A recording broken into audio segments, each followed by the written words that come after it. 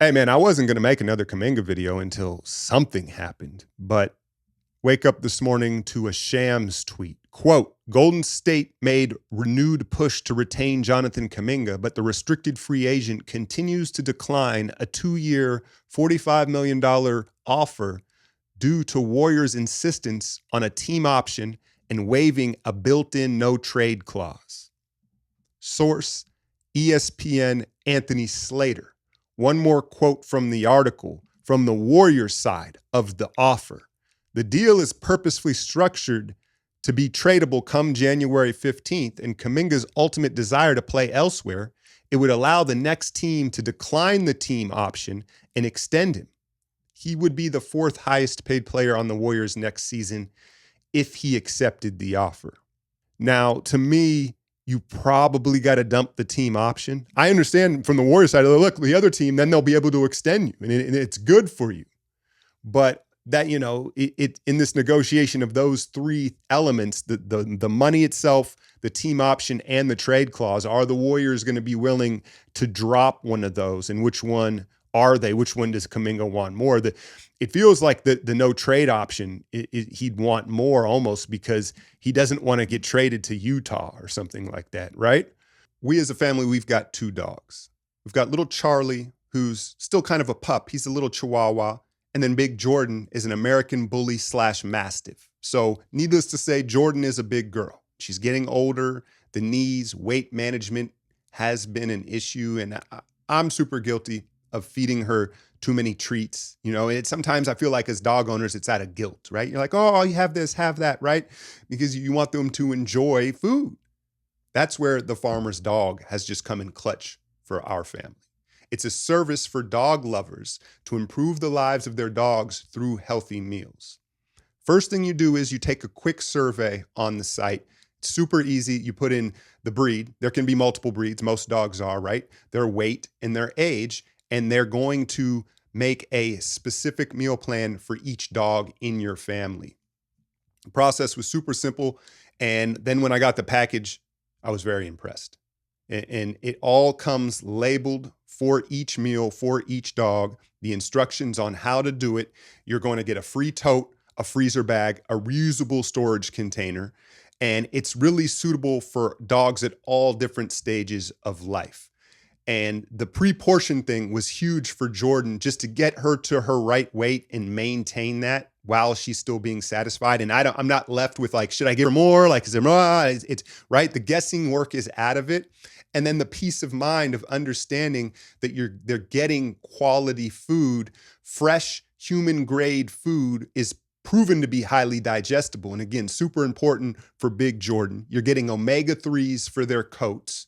It's made and tested in facilities with safety standards for humans. And so, yes, you get the accessibility, the ease, the routine, the peace of mind. But most importantly, for our family and our dogs, I can tell that they're healthier and they're happier with these farmer's dog meals. So get 50% off your first box of freshly made healthy dog food by using my link. Plus, you get free shipping and 24/7 customer support. So click the link in the description or scan the QR code now. But, the whole situation is kind of giving me Brandon Ayuk vibes. I know Ayuk is still on the Niners for now, right? But it's the situation of this player. We can place blame, opportunity. But even with Ayuk, it was like, all right, the offense doesn't lend itself to your stats, and maybe you're better than what the stats say. But let's relax a little bit. You're not a superstar player, right? You're not a franchise player. But, I understand why Kuminga feels held back and, the victim of circumstances. Now, a lot of people have kind of suggested that it's been overblown, the fact that the relationship between the Warriors and Kuminga is beyond repair. It feels like it's headed that way with these stalemates. And now Kuminga gets on Instagram and says, hey, I'm going to bet on myself. I'm going to bet on, that's the famous last words of all athletes, right? That's part of their mindset. And that's why they've made it to the professional level. So not surprised in that, but does that indicate that he's just going to take the qualifying offer and then he'll walk at the end of the year, right? And the Warriors aren't going to get anything. for him, right? Essentially is what I understand. Now, could you trade if he takes the qualifying offer? You could trade him, but that's only what, $7-8 million in contract. So good luck with that in today's CBA. My guy at Ref Van Gundy is a good follow on Twitter. I thought this was an interesting take on it. Quote, so Kuminga isn't confident enough in himself to bet on himself by taking the 1+1, but expects to be able to control a trade and also expects money no one has shown a willingness to pay him, and is going to force Kerr to integrate him for 3 months and try to win just to be traded. It's a messy situation, man. And, blame, we can put blame everywhere, right? Big picture to me, Kuminga and his agent, Aaron Turner here, they have misstepped clearly, and now they're kind of acting foolish to try to save face. Look up Aaron Turner's client list. Terry Rozier, and then really a bunch of guys on the fringe of being in the NBA, unrestricted free agents who have never really gotten a real contract in the NBA, and then you've got Kuminga. And it goes back to what I said a couple weeks ago. Maybe, do you trust a guy? Is it convenient? Is his percentage less than the big agencies? Sometimes you get what you pay for, because now Kuminga, he's kind of been backed into a corner here and he's not going to budge, right? So does he take that? Does that end up screwing the Warriors? The other report that's come out, who knows who's leaking this stuff, but the Suns are actually willing to give him a 4-year, $90 million deal. He's looking for the long-term numbers according to Slater's article, right? I've said since the two teams have emerged, the Suns deal seems more appealing to me. Now, what doesn't fit the Warriors' requirement is a first-round pick. They don't have a first-round pick to send back. Otherwise, I think that they may have had a deal. Can the Suns acquire a pick elsewhere to put it into the package, or can they make up for the first-round pick with another young player that the Warriors like, that they would consider the value of a first-round pick?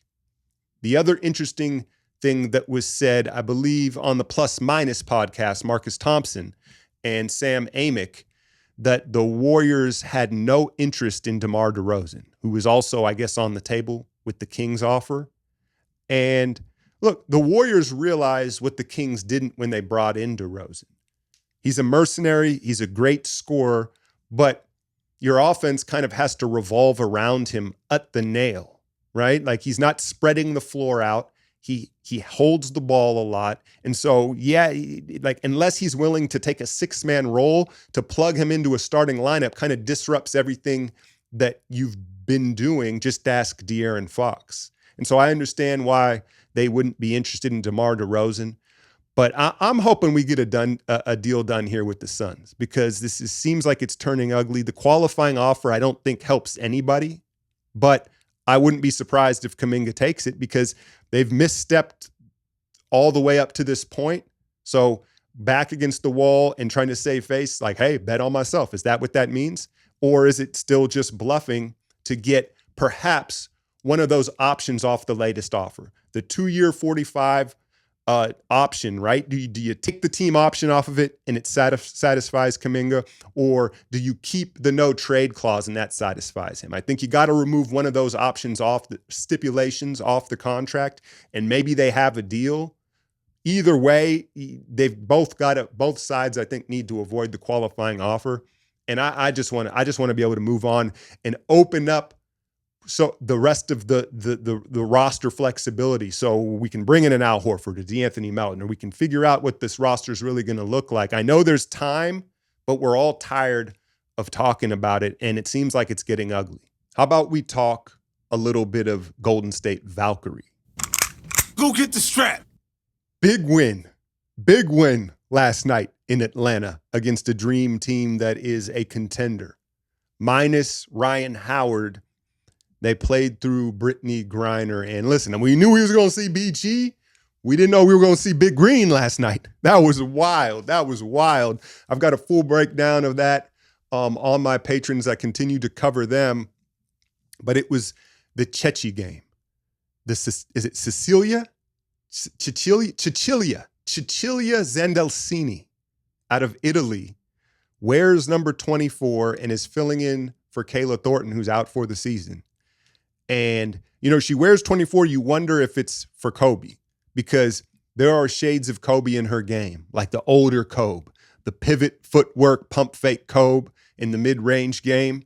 And she started off, like 5 of 5. And that was really the story of the game, was the Valkyrie shooting 42% from the three-point line.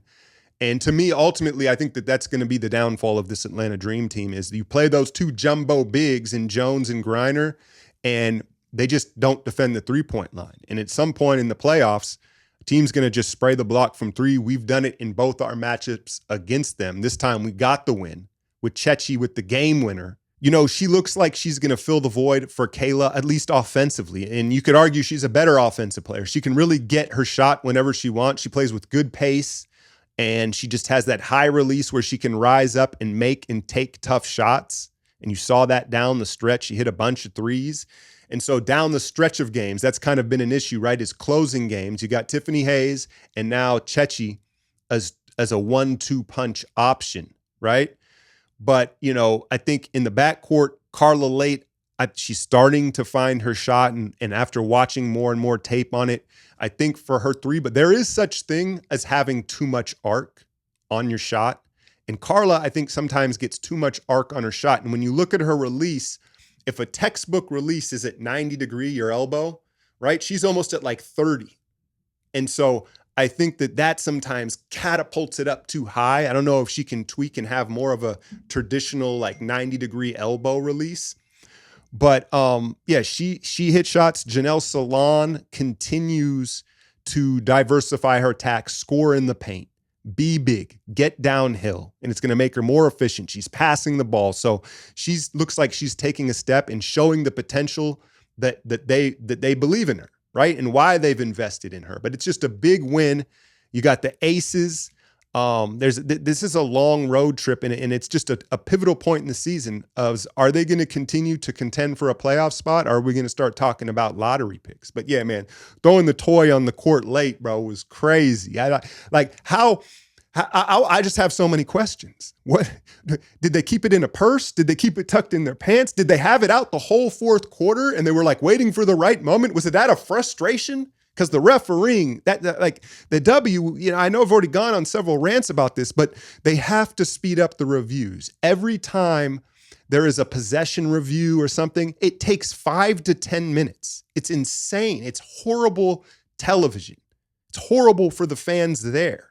But yeah, a huge win for the Valkyrie they've been sliding and see if they can string some together and kind of reformulate their identity not reformulate. The identity is going to be defense, hustle, and effort, but they're going to have to kind of reconfigure the pecking order. Chechi looks like she's ready to fill in.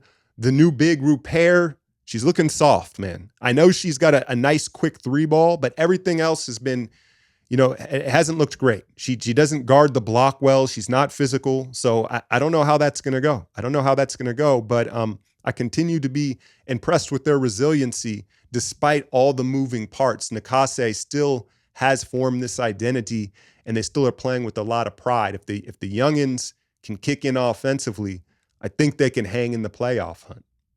As always, hit that like, share, and subscribe. I'm out, y'all.